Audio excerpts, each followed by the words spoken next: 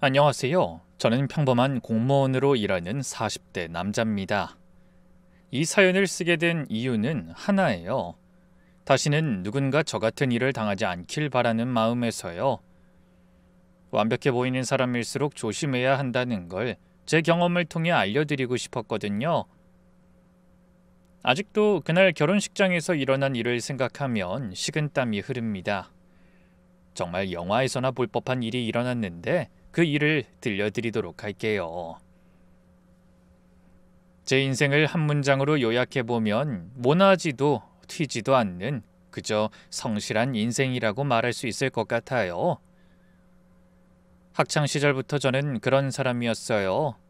반장 선거에 나가본 적도 없고 그저 조용히 제 할 일만 하면서 살아왔답니다. 제가 공무원이 된 건 순전히 안정적인 직장을 갖고 싶어서였어요. 시골에서 농사 짓던 부모님 밑에서 자란 저는 대학 졸업 후 무작정 공무원 시험에 매달렸죠.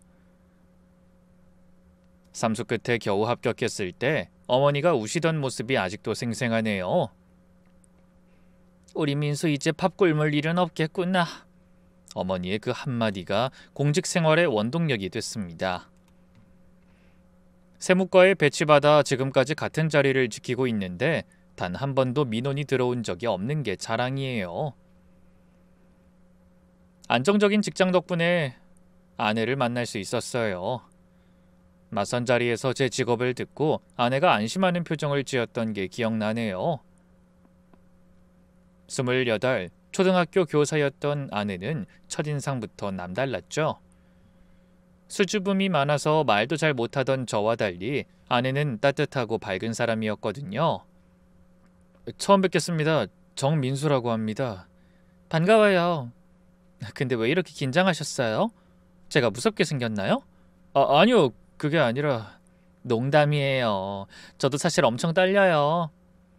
그렇게 서로의 긴장을 풀어주며 시작한 만남이 결혼까지 이어졌답니다. 결혼식 날 아내가 웨딩드레스를 입고 걸어오던 모습은 지금도 잊을 수 없어요. 천사 같았거든요. 결혼 후에도 아내는 늘 제가 자랑스럽다고 길을 세워주곤 했어요. 당신 알림도 안 듣고 일어난 거야? 역시 우리 남편은 정말 성실하고 멋진 사람이야. 요즘 세상에 이런 사람 찾기 힘들지. 내가 결혼 안 한 참 잘했단 말이야. 뭘 그런 걸 가지고. 솔직히 월급도 얼마 안 되는데. 아니야, 난 당신 성실한 게 정말 대단하다고 생각하는데 나중에 우리 시연이도 아빠 닮아서 정직하고 성실하게 자랐으면 좋겠어. 아내의 그런 말들이 제겐 큰 힘이 됐어요. 평범하지만 행복한 우리 가족의 일상이 영원한 줄만 알았죠. 매일 똑같은 시간에 출퇴근하고 주말이면 가족과 함께 마트에 장 보러 가고 가끔 딸아이와 놀이공원에 가는 그런 소박한 행복 말이에요. 결혼 후 10년 만에 어렵게 딸아이를 갖게 됐을 때의 기쁨은 이루 말할 수 없어요. 병원에서 임신 확인을 받고 나오면서 아내가 제 손을 꼭 잡고 말했죠. 여보, 이 아이는 하늘이 우리한테 준 선물 같아. 정말 소중하게 키우자. 그럼 당연하지. 우리가 얼마나 기다렸는데. 딸이 태어나던 날 분만실 밖에서 초조하게 기다리던 기억도 생생해요. 간호사가 나와서 건강한 딸이에요 말했을 때 저도 모르게 눈물이 났답니다. 아내와 딸이 제 인생의 전부가 된 거죠. 저는 공주님 2명 모시는 기사라는 생각으로 살았어요. 딸이 8살 되던 해 아내가 갑자기 기침을 심하게 하기 시작했어요. 처음엔 단순한 감기려니 했는데 갈수록 증상이 나아지질 않아 큰 병원에 갔더니 청천벽력 같은 소식을 듣게 됐죠. 그렇게 아픈 데 하나 없던 사람이 폐암 3기라고요. 선생님, 뭔가 잘못된 거 아닌가요? 아내는 담배도 안 피우는데 안타깝지만 비흡연자도 폐암에 걸릴 수 있습니다. 지금은 치료에 집중하셔야 해요. 그날부터 우리 가족의 전쟁이 시작됐어요. 항암 치료와 수술, 그리고 끝없는 희망 고문의 연속이었죠.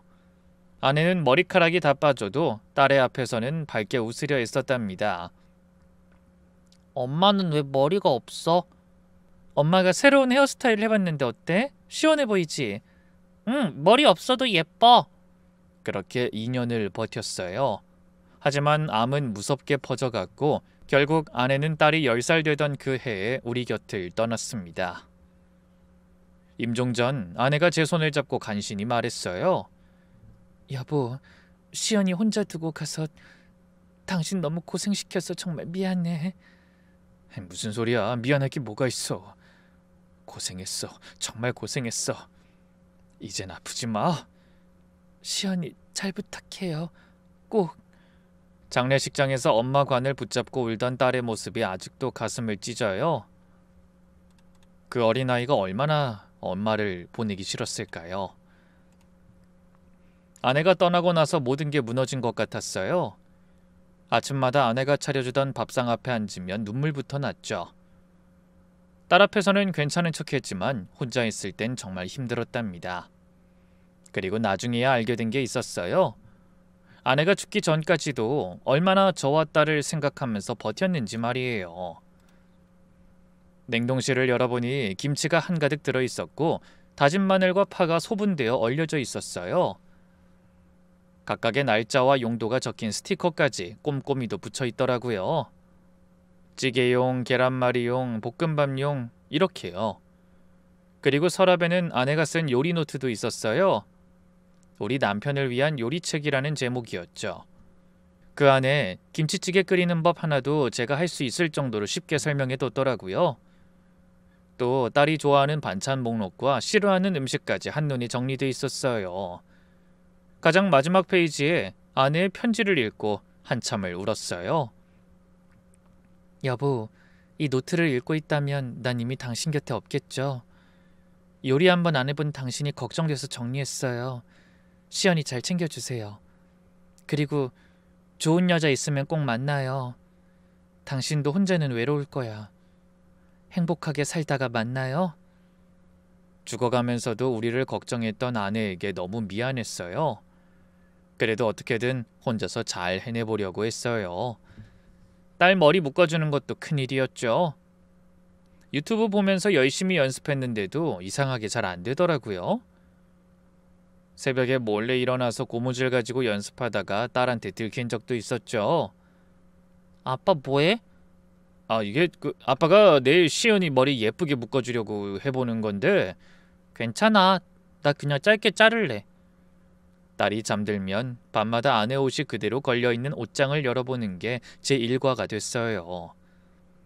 아내가 좋아하던 향수 냄새가 아직 남아있는 것 같아서 그 냄새 맡으며 울기도 많이 울었죠. 옷을 치우려고 몇 번이나 마음먹었지만 그럴 수가 없었어요. 그게 아내가 남기고 간 마지막 흔적 같았거든요. 아내가 떠나고 몇 개월 지났을 때 아내가 담가놓은 김치가 떨어지고 나서부터 매번 마트에서 포장김치를 사왔는데 그때마다 빈자리를 크게 느꼈죠. 엄마 김치 더 맛있는데 이제 없잖아. 딸이 무심코 한 말에 가슴이 무너진 적도 있었고요. 평생 요리라곤 라면 끓이는 것이 전부였던 제가 김치를 담가보려고 도전했다가 완전히 망친 날도 있었답니다. 그때마다 혼자 앉아서 정말 많이 울었어요. 제가 이 아이를 제대로 잘 키울 수 있을까? 그늘 없이 밝게 자랄까 하는 걱정도 참 많이 들었고요. 딸이 사춘기에 접어들면서 상황은 더 힘들어졌어요. 예전 같으면 엄마한테 하나하나 물어봤을 것들을 저한테는 물어보지 않더라고요. 아빠는 아무것도 모르잖아. 그냥 내가 알아서 할게. 시연아, 그 아빠가 도와줄 수 있는 거 있으면 말해. 응? 됐어. 아빠는 말해도 잘 몰라. 학부모 모임에 가는 것도 고역이었어요. 다들 엄마들끼리 모여서 얘기하는데 저 혼자 구석에 앉아있는 게 얼마나 어색한지 몰라요? 딸도 그런 제 모습이 창피했는지 나중엔 학부모 모임에 안 와도 된다고 하더라고요. 딸이 처음 생리를 했을 땐 정말 당황스러웠어요. 화장실에서 우는 딸을 보고 뭘 어떻게 해야 할지 몰라서 결국 회사 여자 동료한테 전화해 도움을 요청했답니다. 약국에서 생리대 사는 것도 어색했고 뭘 사야 하는지도 몰라서 약사님한테 자초지종 다 설명하고 추천받아왔죠. 그런 제 모습을 보며 주변에서는 계속 재혼하라고 권했어요. 특히 장모님이 그러셨죠. 자네 시연이 위해서라도 재혼 생각해봐. 애한테도 엄마가 필요하고. 어머니, 전 아직. 우리 은재도 하늘에서 이해할 거야. 난 자네랑 시연이가 행복했으면 좋겠어. 처음엔 생각도 하기 싫었어요. 아내 자리에 다른 사람이 온다는 게 상상이 안 됐죠. 하지만 딸이 쓴 일기장을 보고 처음으로 마음을 바꿔보기로 했어요. 오늘 수진이네 엄마가 도시락 싸줬다. 엄마 있는 친구들이 너무 부럽다. 그 글을 읽고 한참을 울었어요. 딸도 엄마의 빈자리를 그리워하고 있었던 거예요. 그날부터 진지하게 재혼을 고민하기 시작했답니다. 그러다 하영 씨를 처음 만났어요. 정말 우연이었죠. 딸이 학원 가다가 빗길에 미끄러져서 무릎을 다쳤는데 마침 지나가던 하영 씨가 도와준 거였죠. 집에 들어온 딸이 무릎에 반창고가 붙어 있길래 물어봤더니 어떤 이모가 도와줬다고 하더라고요. 잠깐의 만남이었는데도 뭐가 그리 좋았는지 딸이 신나서 얘기하는데 표정이 밝았어요. 아빠, 그 이모 정말 예쁘다? 나 약국까지 데려다주고 상처도 직접 소독해줬어. 그래? 정말 고마운 분이네. 응, 따뜻하고 좋은 냄새도 났고 꼭 엄마 같았어. 그로부터 며칠이 지나서 누군가 초인종을 눌렀어요. 문을 열어보니 단정하게 차려입은 여자분이 서 있었죠. 직감적으로 누군지 알 수 있었어요. 안녕하세요. 혹시 시연이 아버님 맞으시죠? 네, 맞는데요. 저번에 시연이 다쳤을 때 도와드렸던 김하영이라고 합니다. 시연이 상처가 어떤지 궁금해서 들렀어요. 시연이가 그리고 저한테 꼭 줄 게 있다고 해서. 그게 하영이와의 첫 만남이었어요. 정말 선한 인상이었답니다. 화장기 없는 수수한 얼굴에 단정한 차림새가 먼저 떠나보낸 아내를 떠올리게 했죠. 딸이 하영 씨를 보자마자 반가워하며 달려가는 모습에 저도 놀랐어요. 이모 진짜 왔다. 아, 신난다. 시연아, 무릎 괜찮아? 이모가 걱정돼서 왔어. 응, 이제 안 아파. 이모, 진짜 우리 집에 놀러 온 거야? 이모, 자고 가요. 하영 씨가 처음 방문한 후로 자주 우리 집에 오기 시작했어요. 처음엔 딸 상태 확인차 왔다가 나중엔 반찬이나 간식을 가져오기도 했죠. 시연이가 대충 챙겨 먹는 것 같아서 도시락 좀 만들어 왔어요. 이러시면 안 되는데. 죄송합니다. 뭐가 죄송해요. 혼자 아이 키우는 거 보니까 어릴 때 저희 아빠 생각나서 그래요. 알고 보니 하영 씨도 어릴 때 엄마를 잃고 아빠 손에 자랐다고 했어요. 그래서 더 딸한테 정이 간다고 하더라고요. 나중에 하영 씨가 운영하는 꽃집에 딸과 함께 간 적이 있었는데 정말 아름다운 곳이었어요. 각종 꽃들이 가득한 가게에서 꽃다발 만드는 모습을 보니 예술가 같았죠. 딸애도 신기한지 계속 꽃냄새도 맡고 구경하더라고요. 이모, 이 꽃 이름이 뭐예요? 이건 프리지아야. 향기가 정말 좋지? 와, 진짜 좋은 냄새. 이모는 매일 이런 예쁜 꽃들이랑 있어서 좋겠다.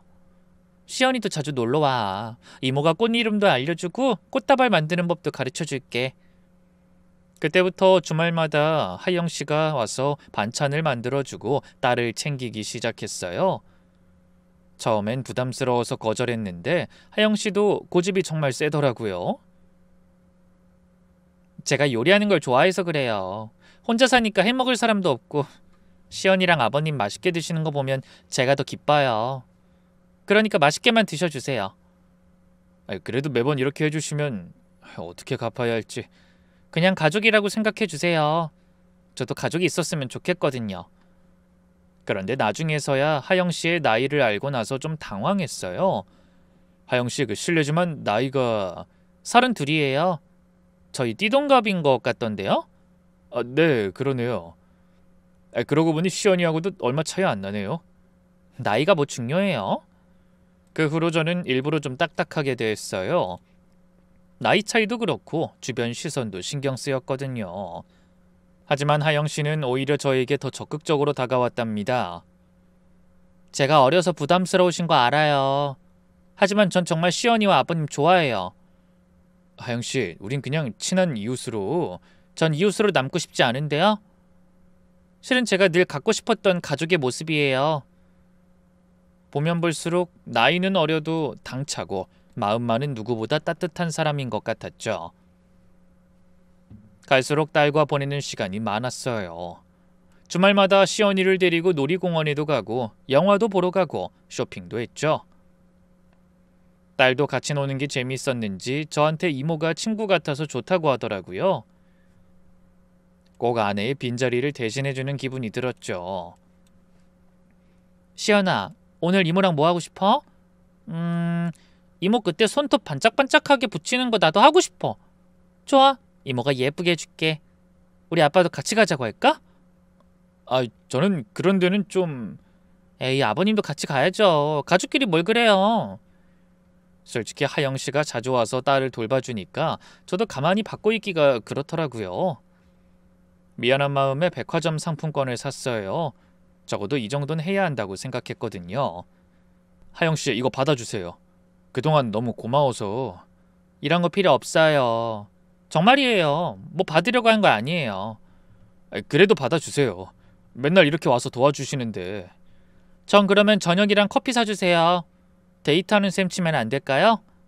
네? 데이트요? 하영씨가 웃으면서 제 눈을 똑바로 봤어요. 눈치가 원래 이렇게 없으세요? 제가 꼭 시연이 때문에만 오는 건 아닌데. 하영씨. 저 좋아해요. 나이 차이 따위 상관없어요. 두 사람의 가족이 되고 싶어요. 그러니까 자꾸 나이 핑계 대면서 밀어내지 말고 저 좀 봐주시면 안 돼요? 그날 저녁 하영씨가 고른 레스토랑에 갔어요. 딸도 언제나처럼 함께였는데 마치 우리가 진짜 가족이라도 된 것처럼 너무나도 자연스럽게 행동했죠. 우리 시연이 스테이크 먹을래? 아니면 파스타? 둘 다 먹고 싶은데. 그럼 둘 다 시키자. 아빠랑 나눠 먹으면 되지. 어느새 하영씨가 우리 가족의 일원처럼 자리 잡고 있었어요. 그러면서 어느 순간부터 저도 모르게 마음이 열리기 시작했죠. 처음엔 어리게만 봤는데 딸 챙기는 모습에서 의젓함도 많이 보이고 성숙한 여자로 보이더군요. 저 정말 진심이에요. 시연이도 사랑하고 민수 씨한테도 여자로 보이고 싶고요. 하지만 우리 나이가 너무... 또 나이요? 사랑의 나이가 어딨나요. 우리 둘만 좋으면 그만이죠. 하영씨의 적극적인 구애에 결국 마음을 열게 됐어요. 누군가를 받아들일 준비가 아직 안 된 것 같긴 했지만 뭐 딸도 좋아했고 셋이 있으면 외롭지 않았거든요. 하영씨와 정식으로 사귀기 시작한 건 6개월쯤 지났을 때였어요.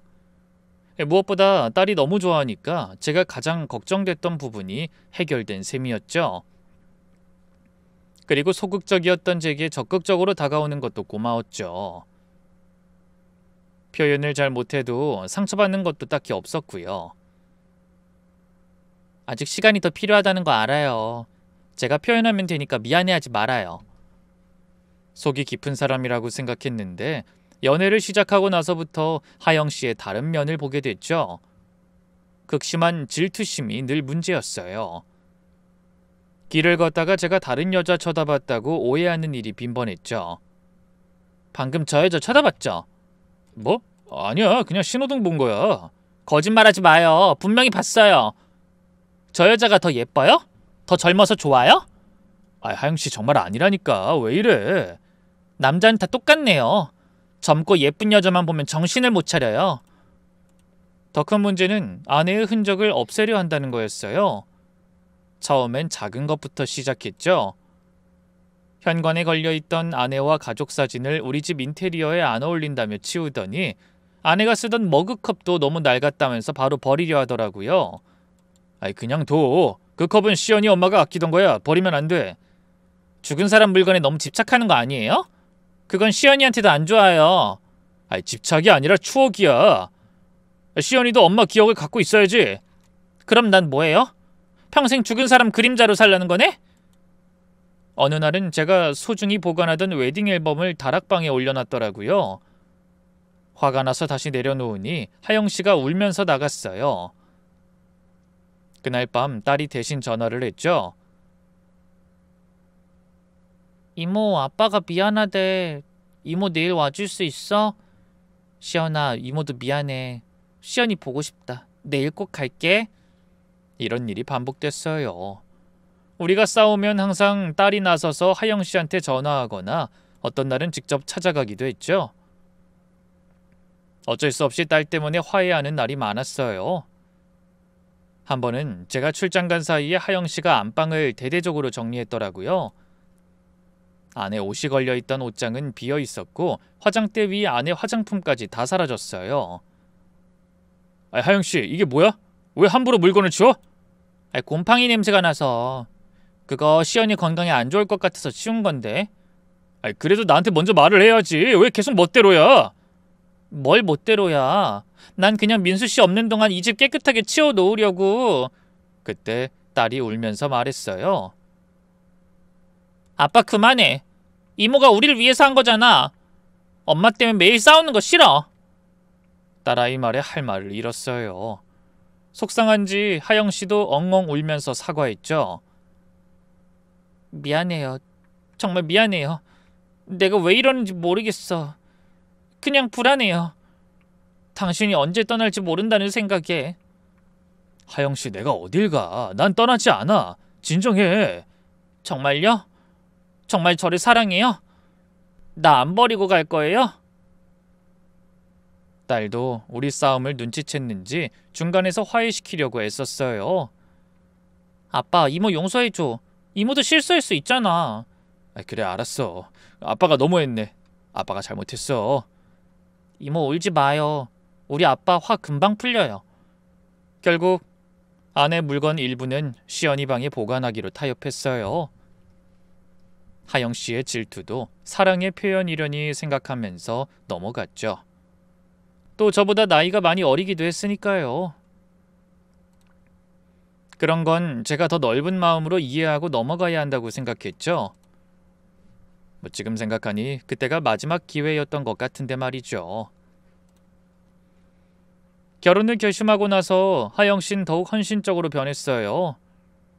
딸 학부모 상담도 대신 가지고 학교 행사에도 빠짐없이 참석했죠. 딸 담임 선생님까지 하영 씨를 좋아했어요. 시연이가 요즘 많이 밝아졌어요. 다 어머님 덕분인 것 같아요. 아직 아니긴 한데 곧 결혼할 예정이긴 하지만. 그러세요? 정말 잘 됐네요. 시연이한테 엄마가 꼭 필요했거든요. 장모님께 재혼 승낙 받으러 가는 게 제일 힘들었어요. 늘 저에게 좋은 사람 만나면 재혼하라고 권유하셨지만 그래도 그 말이 정말 진심일까 하는 생각도 들었고 직접 보면 또 어떤 마음이 들까 싶어 걱정이 컸죠. 처음엔 말 꺼내기가 너무 어려웠어요. 다행히 장모님은 반대보다는 걱정을 먼저 해주시더라고요. 그래, 자네도 이제 새 출발해야지. 근데 그 사람이 정말 시연이를 진심으로 아낄까? 어머니, 하영 씨가 시연이를 정말 아껴요. 시연이도 잘 따르고요. 은주 자리를 대신하려고 무리하는 건 아닐까? 난 시연이가 상처받을까 봐 걱정이야. 그 이야기를 듣고 하영 씨가 직접 장모님을 찾아뵙겠다고 했어요. 그날 하영 씨는 정성껏 준비한 음식을 가져가서 장모님께 인사드렸죠. 어머님, 제가 은주 씨 대신할 수는 없다는 거 잘 알아요. 그게 무슨... 전 시연이한텐 새로운 엄마가 되려는 게 아니라 은주 씨의 빈자리를 조금이나마 채워주고 싶어요. 앞으로 시연이가 살아가면서 엄마를 절대 잊지 않도록 은주 씨 이야기도 자주 해주고 기일도 꼭 챙기겠습니다. 그리고 그날 장모님이 하영 씨 과거를 물어봤을 때 그녀는 담담하게 말했어요. 저는 부모님 두 분 다 암으로 돌아가셨고 간병하느라 청춘을 다 보냈어요. 이제야 제 인생 살 수 있을 것 같아요. 그래도 후회는 없어요. 부모님 임종 다 지켜드렸으니까요. 이젠 제 가족을 만들고 싶어요. 그게 도리인 것 같아서요. 마지막으로 하영 씨는 장모님께 앨범을 꺼내 보여주더군요. 그동안 딸과 여기저기 다니면서 함께 찍은 사진들 사이에 아내 사진도 함께 넣어둔 앨범이었죠. 보세요, 어머님. 시연이한테 늘 엄마 사진 보여주면서 이야기해요. 엄마가 얼마나 시연이를 사랑했는지, 얼마나 좋은 사람이었는지요. 아니, 이렇게까지 시연이가 엄마를 기억하고 자랑스러워하도록 도울 거예요. 전 은주 씨 존재를 지우려는 게 아니라 시연이가 엄마의 사랑을 계속 느끼면서 자랄 수 있게 하고 싶어요. 그리고 언제든 시연이 보고 싶으면 보러 오셔도 되고요. 장모님이 하영 씨 손을 잡았어요. 고마워요. 그렇게 말해주니 마음이 놓이네요. 그리고 집에 돌아온 후 장모님이 저한테 따로 전화하셨어요. 정서방, 정말 좋은 사람 만난 것 같아. 이제 우리 은주도 하늘에서 안심할 거야. 장모님, 그동안 정말 잘 살아. 시연이도 이제 엄마가 생기니 좋겠구나. 하영씨 참 괜찮은 사람이야. 은주를 잊지 않겠다는 마음이 진심인 것 같더라고. 나이야 고맙지. 그렇게 마지막 산을 넘고 난 뒤 딸이 하영씨를 엄마라고 처음 부른 날이 있었어요. 하영씨가 딸 하계의 의상을 밤새 만들어준 다음 날이었죠. 우와, 이거 정말 예쁘다. 친구들이 다 부러워할 거야. 엄마가 만들어줬다고 해야지. 시연아, 지금 뭐라고... 응? 이제 엄마라고 불러도 되잖아. 이모가 이제 진짜 엄마가 될 거니까. 그날 하영씨는 딸을 안고 한참을 울었어요. 저도 눈시울이 뜨거워졌고요. 드디어 우리 가족이 완성되는 것 같았답니다. 그리고 결혼식 전에 프로포즈를 준비했어요. 사실 만나는 내내 표현은 못했지만 프로포즈만큼이라도 진심을 담아 전하고 싶었거든요. 그래서 근사한 레스토랑에서 준비했어요. 그때 하영씨가 눈물을 흘리며 너무 좋다고 대답했을 때 정말 행복했죠. 그렇게 결혼 준비가 순조롭게 이어졌어요. 그때만 해도 모든 게 완벽하게만 보였답니다. 결혼식이 2달 앞으로 다가왔을 때부터 하영씨 행동이 이상해지기 시작했어요. 특히 한여름 35도가 넘는 날씨에도 계속 긴팔만 고집하는 게 눈에 띄었죠. 하영씨, 너무 더운데 반팔 입지 그래요. 열사병 걸리겠어. 아니에요. 전 괜찮아요. 피부가 약해서 햇빛 알레르기가 있어요. 그런데 우연히 하영씨가 잠든 사이 팔목을 봤는데 심한 화상 자국이 있었어요. 울퉁불퉁하고 붉은색이 섞인 흉터가 팔목에서 팔꿈치까지 이어져 있었죠. 놀라서 물어봤더니 하영씨가 표정이 순간 돌변했죠. 늘 친절하고 웃음이 많던 사람이 그런 표정을 짓는 걸 처음 봤어요. 이거 무슨 일 때문에 생긴 거예요? 안 아파요? 만지지 마요. 아니, 난 그냥 걱정돼서. 다 옛날 일이에요. 말하고 싶지 않아요. 제발 더 이상 묻지 마세요. 그날 이후로 하영씨는 더욱 조심스럽게 긴팔을 입었어요. 잘 때도 긴팔 잠옷을 입고 샤워할 땐 화장실 문을 꼭 잠그더라고요.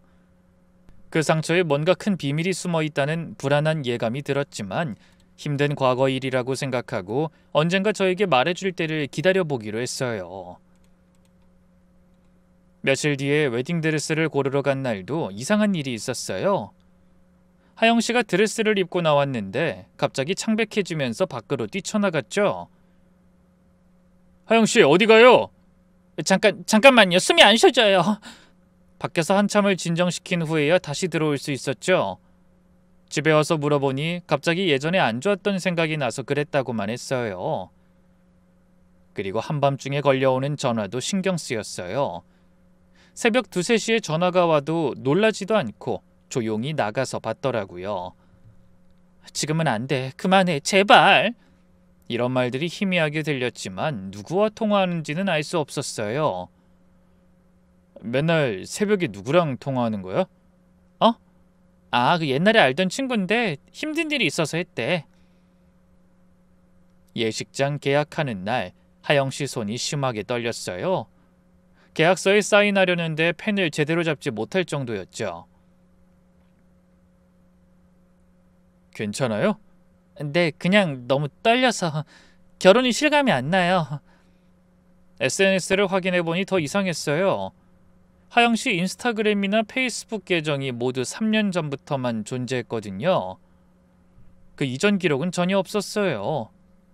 무언가 숨기고 싶은 게 있는 사람 같았죠. 그러다 결혼식 일주일 전 꿈에 아내가 나타났어요. 너무나 생생해서 현실인지 꿈인지 구분이 안 될 정도였어요. 꿈속에서 아내는 하얀 원피스를 입고 있었어요. 생전에 제일 좋아하던 옷이었죠. 그런데 표정이 너무 절박하고 무서워 보였어요. 여보 자면 안 돼. 빨리 일어나. 당신? 정말 당신 맞아? 그 여자 조심해. 그 여자 뒤에 죽은 사람이 따라다녀. 아니 그게 무슨 소리야? 하영 씨 말하는 거야? 제발 눈 똑바로 뜨고 봐. 그 여잔 당신이 생각하는 그런 사람 아니야. 여보 좀 더 자세히 말해줘. 가지마. 하지만 아내는 점점 멀어져 갔어요. 마지막으로 한 말이 귓가에 계속 맴돌았죠. 시연이를 지켜. 제발 우리 시연이를. 잠에서 깬 후 온몸이 땀으로 흠뻑 젖어 있었어요. 새벽 4시였는데 옆을 보니 하영씨가 또 사라지고 없었죠. 거실로 나가보니 창문 밖을 보며 서 있었어요. 왜 이렇게 일찍 일어났어요? 꿈을 좀 꿨는데 그 사람이 나왔어요. 순간 하영씨 몸이 경직되는 게 느껴졌어요. 무슨 꿈이었는데요? 그냥 뭔가 경고하는 것 같았어요. 이상한 꿈이었는데. 경고요? 무슨 경고? 잘 모르겠어요. 그냥 불안한 느낌이었어요. 제대로 말도 안 해주고 가버리더라고요. 하영씨가 제 손을 잡았어요. 그런데 손이 얼음장처럼 차가웠죠. 그냥 꿈이에요. 스트레스 받아서 그런 거예요. 결혼 앞두고 다들 그런다잖아요. 그런 거겠죠? 네, 저를 믿어요. 우리 행복할 거예요. 시연이도 행복할 거고요. 하지만 그 후로도 같은 꿈이 반복됐어요. 아내가 나타나서 계속 경고했죠. 그 여자를 믿지 마. 시연이가 위험해. 제발 깨어나. 이런 말들이 계속 들렸어요. 결혼식을 일주일 앞둔 어느 저녁, 하영씨와 단둘이 와인을 마시고 있었어요. 딸은 친구 집에서 자고 온다고 해서 오랜만에 둘만의 시간을 보낼 수 있었죠. 저도 그동안 궁금했던 과거를 물어볼 좋은 기회라고 생각했어요. 하영씨, 그 팔 상처 정말 어떻게 된 거예요? 이젠 말해줄 수 있잖아요. 하영씨가 와인잔을 내려놓고 한숨을 쉬었어요. 눈가가 붉어지더니 눈물이 맺혔죠. 정말 알고 싶어요? 우리 이제 부부가 될 사이인데 비밀은 없어야죠. 사실 전 쌍둥이 언니가 있었어요. 떨리는 목소리로 말을 이어갔어요. 언니는 어릴 때부터 정신적으로 문제가 있었어요. 특히 의부증이 심했죠. 제가 누군가와 조금만 친하게 지내도 질투했어요. 그래서요? 7년 전쯤 언니가 결혼을 했어요. 형부가 생겼는데 그때부터.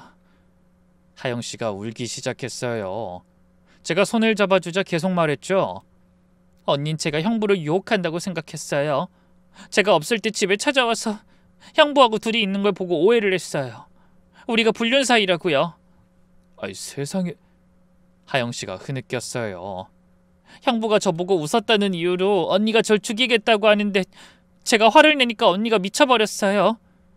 그러다 집에 불을 지른 거예요. 그래서 그 화상이... 네, 간신히 빠져나왔지만 이렇게 됐어요.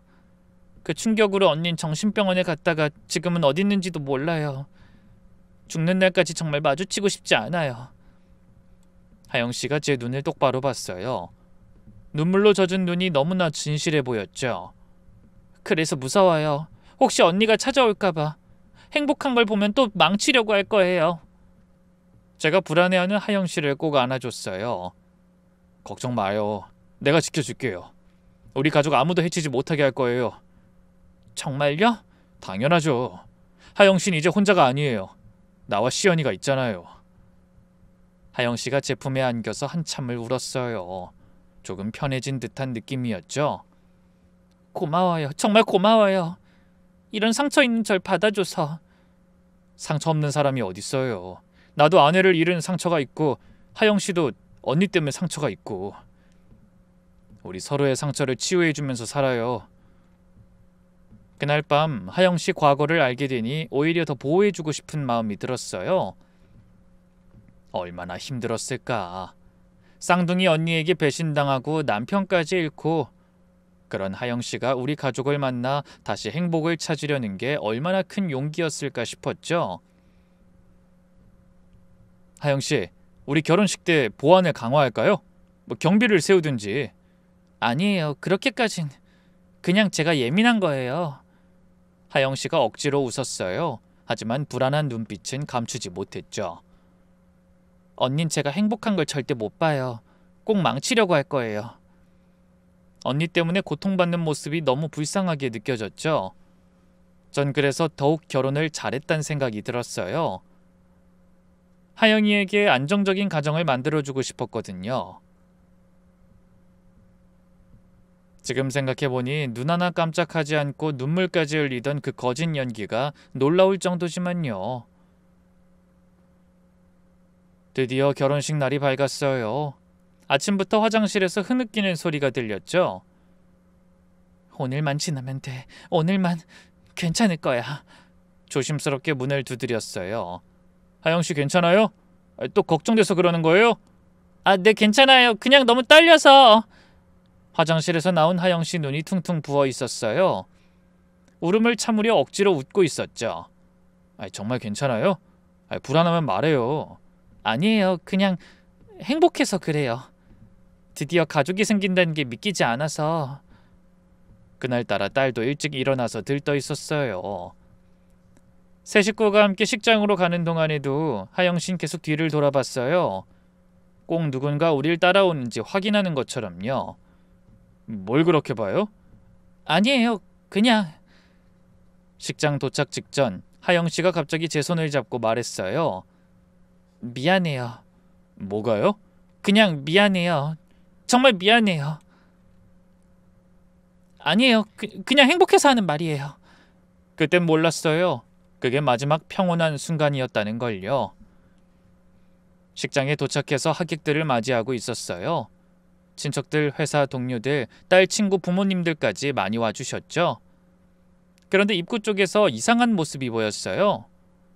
커다란 곰인형 탈을 쓴 사람이 서 있었거든요.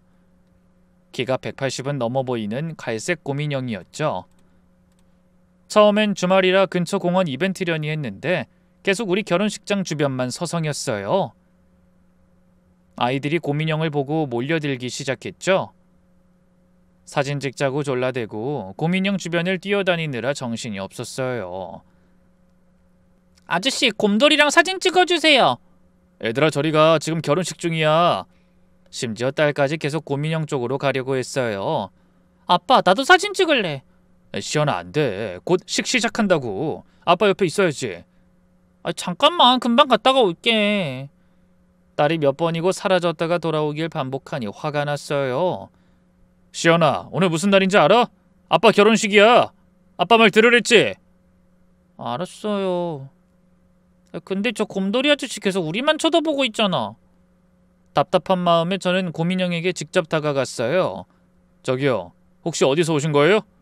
하지만 아무 대답이 없었어요. 그냥 고개만 천천히 제 쪽으로 돌릴 뿐이었죠. 결혼식장에 볼 일 있는 거 아니면 비켜주실 수 있을까요? 아이들이 계속 몰려들어서 식 진행에 방해가 돼서요. 부탁드릴게요. 여전히 묵묵부답이었어요.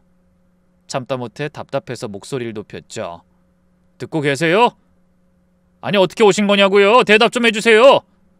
그때 곰인형 탈 속에서 낮고 쉰 목소리가 들렸어요. 축하할 일이 있어서 왔습니다. 네? 누구 결혼식에 오신 건데요? 곧 알게 될 겁니다. 그 말만 남기고 곰인형은 천천히 식장 옆 비상구 쪽으로 걸어갔어요. 불안한 기분이 들었지만 하객들이 계속 오고 있어서 신경 쓸 겨를이 없었죠. 그리고 얼마 뒤 하영씨가 갑자기 신부 대기실 문을 닫아버렸어요. 하영씨 괜찮아요? 네, 그냥 좀 쉬고 싶어요. 하객 인사는 그만할래요. 너무 힘드네요. 목소리가 떨리고 있었어요.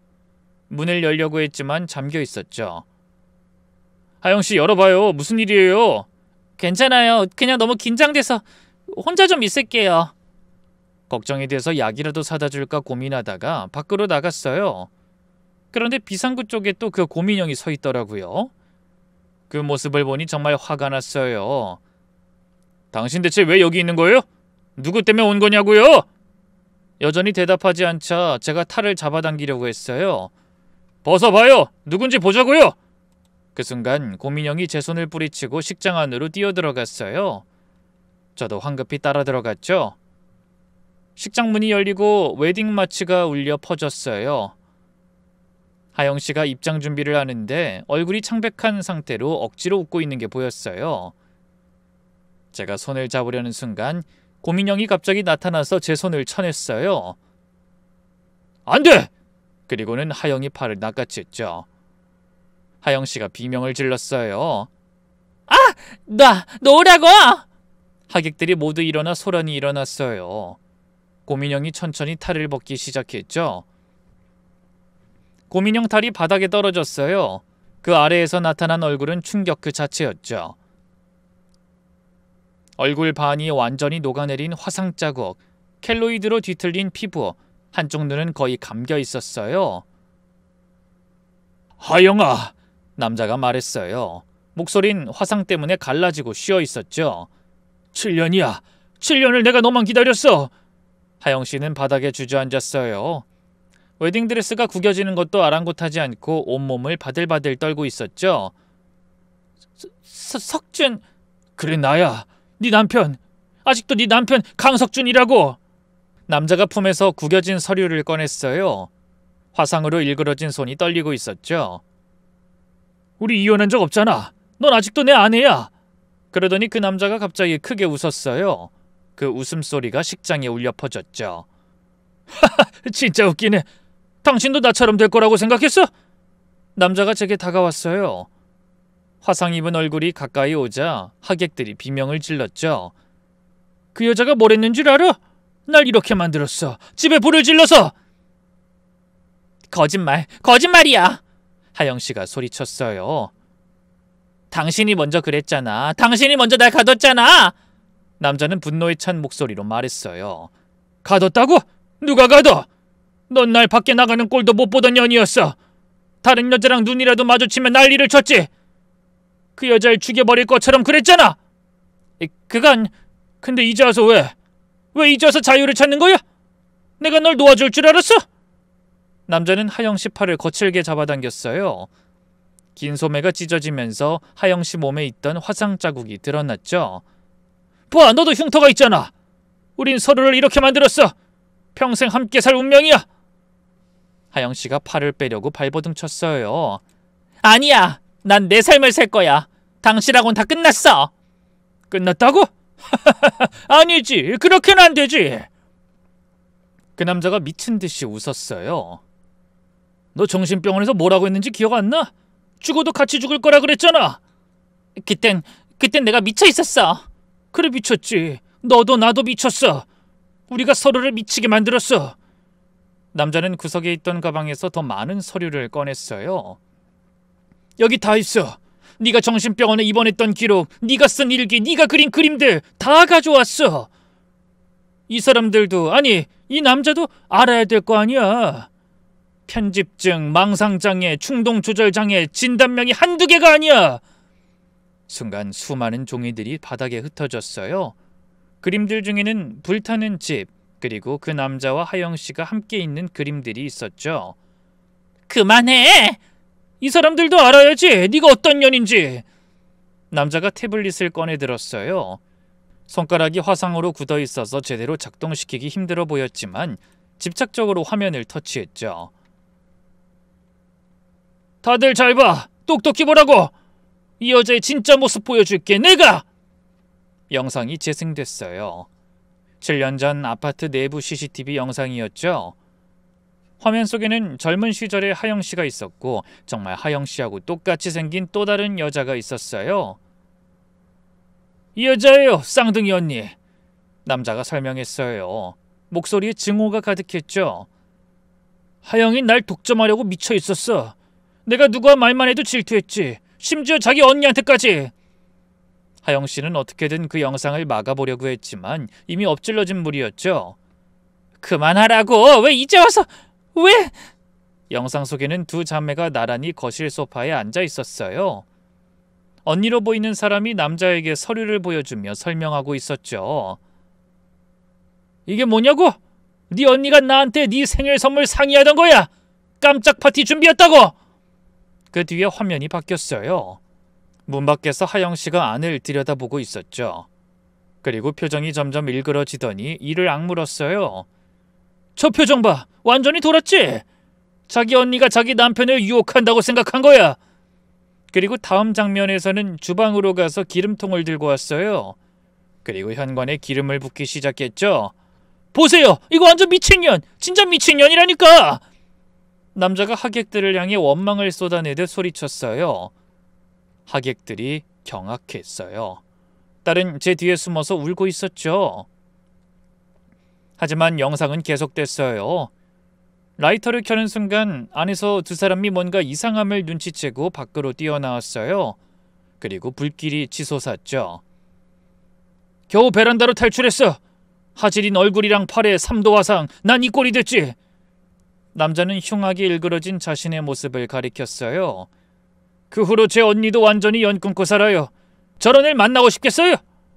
갑자기 하영 씨가 울부짖었어요. 아니야. 그렇게 된 게 아니야. 언니가 내 남편 빼앗으려고. 빼앗긴 뭘 빼앗아? 넌 다 알면서도 늘 그런 식으로 몰아갔어. 충격적인 사실이 또 드러났어요. 넌 몰라. 처음엔 너 언니 좋아했잖아. 난 그게 용납이 안 됐어. 하영 씨 얼굴이 더욱 일그러졌어요. 그래서 화난 거야. 언니가 모든 걸 빼앗아 간다고 생각하니까. 그게 이유야? 그게 사람을 불태워 죽일 이유가 돼? 남자가 제게 돌아봤어요.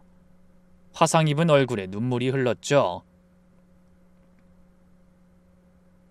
이제 알겠어. 이 여자가 얼마나 위험한지. 당신도 조심해. 이 여자 곁에 있으면 당신도 이렇게 될 거야. 당신 애가 불쌍해서 선물 들고 온 거라고. 하영 씨가 무너져 내렸어요. 전 단지 사랑해서 그런 거예요. 너무 사랑해서 미친 거예요. 그게 사랑이야, 그게? 놀라서 휘청거리는 저에게 남자는 또 다른 충격적인 사실을 폭로했어요. 이 여자 당신한테 일부러 접근한 거예요. 뭐라고요? 여기 보세요. 하영이 저게 당신을 몇 달 동안 조사한 기록이에요. 남자가 보여준 서류에는 제 일상이 세세하게 적혀 있었어요. 출퇴근 시간, 딸 학원 시간, 주말 일정까지 하나도 빠짐없이 다요. 정말 우리 일거수일투족을 다 꿰고 있는 듯했죠. 당신 딸 다친 날도 우연이 아니었을 거예요. 다 계획한 거죠. 아니, 그럴 리가. 딸이 충격받은 표정으로 뒷걸음질치며 물었죠. 이모가 일부러 그런 거예요? 시연아, 그게 아니야. 이모는 널 도와주려고. 남자가 보란듯이 하영 씨가 쓰던 수첩을 꺼냈어요. 여기 다 적혀 있어요. 평범한 가정을 가질 거야. 이번엔 꼭 성공할 거야. 완벽한 엄마가 돼서 행복한 가정을 만들 거라고. 무슨 수를 쓰든. 보이죠? 제 손이 떨렸어요. 지난 시간이, 아니 처음부터 끝까지 그 여자가 모두 거짓이었다는 사실이 믿기지 않았죠. 제가 앞으로 나섰어요. 더 이상 참을 수 없었죠. 그만해요, 김하영 씨. 민수 씨. 이제 충분히 들었어요. 당신이 누군지 뭘 했는지 다 알았으니까 변명할 생각 마요. 그 여자가 제 팔을 잡으려 했지만 뿌리쳤어요. 소름이 돋았죠. 만지지 말라고! 그 손에 닿기도 싫으니까! 민수 씨, 제 얘기 좀 들어봐요. 저 사람 말 다 거짓말이에요. 거짓말은 당신이 했잖아! 처음부터 끝까지 다! 제가 단호하게 말했어요. 시연이한테 잘해준 것부터 우리 집 접근한 것까지 다 거짓이었잖아! 그 말에 포기한 듯 무릎을 꿇었어요. 웨딩드레스가 바닥에 펼쳐졌죠. 제발 한 번만 용서해 주세요. 기회를 줘요. 내가 잘못했어요. 용서? 당신이 나와 시연이를 어떻게 속였는데? 민수 씨, 제가 한 이야기 들어서 알잖아요.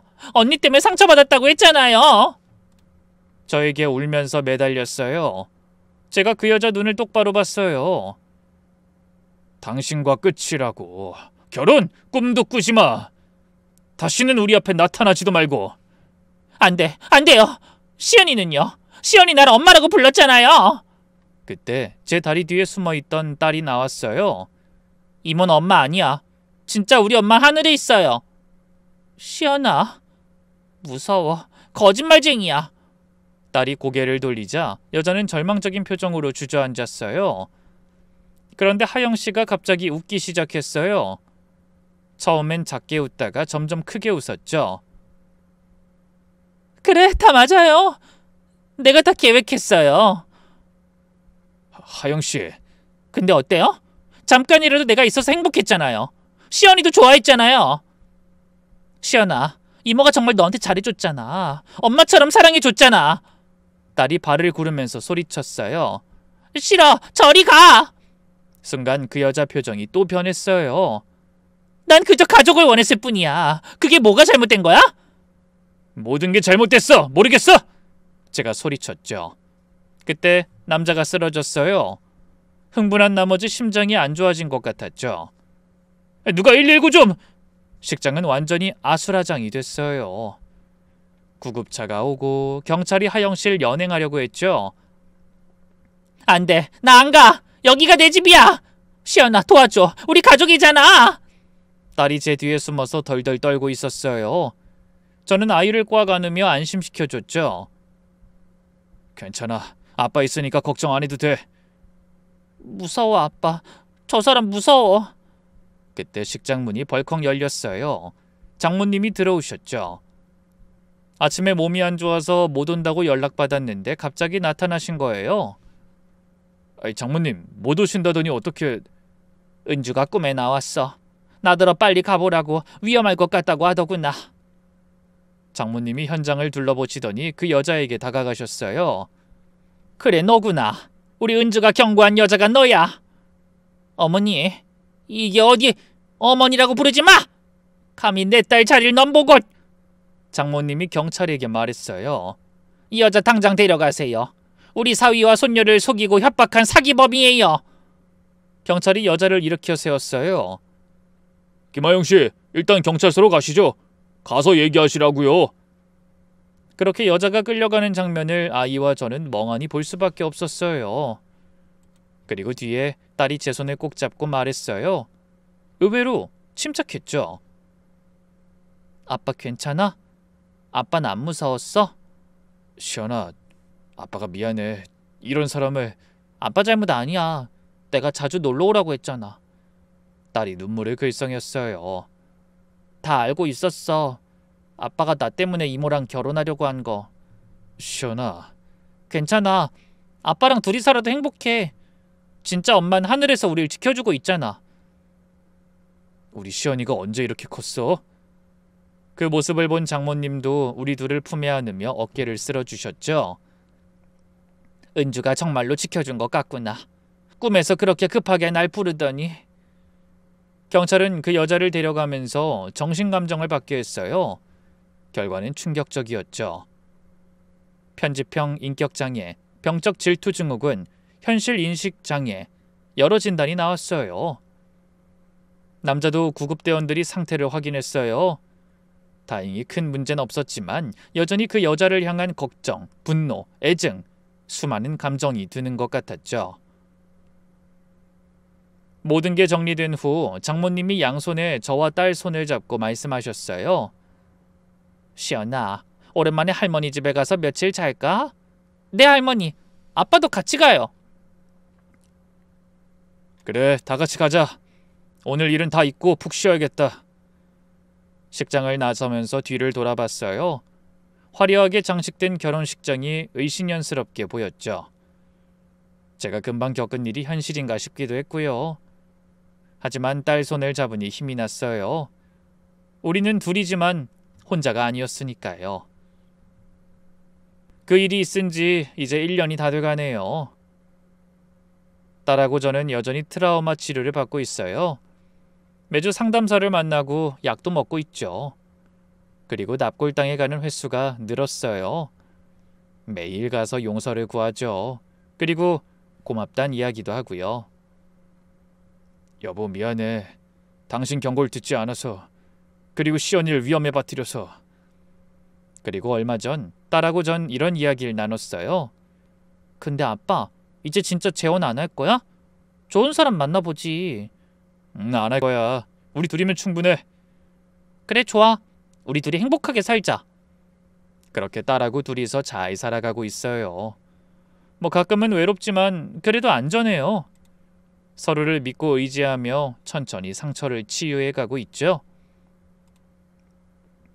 이 사연을 쓰게 된 건 딱 하나예요. 누군가 제 이야기를 읽고 조금이라도 경각심을 가졌으면 해서요. 완벽해 보이는 사람일수록 의심해봐야 한다는 것도요. 돌아보니 저를 살려준 사람들이 참 많더라고요. 아내도 그렇고 석준 씨도요. 그때 결혼했으면 지금쯤 더 큰 비극이 일어났을지도 모르죠. 그래서 그날을 처음엔 상처라고 생각했지만 지금은 새 삶을 살 수 있게 한 날이라고 생각하면서 살고 있어요. 마지막으로 하늘에서 절 보고 있는 아내에게 한마디 하고 싶어요. 여보, 우리 걱정하지 말고 편하게 지내. 시연이도 잘 크고 있고 나도 열심히 살고 있어. 그리고 항상 당신 기억하면서 살게. 사랑해.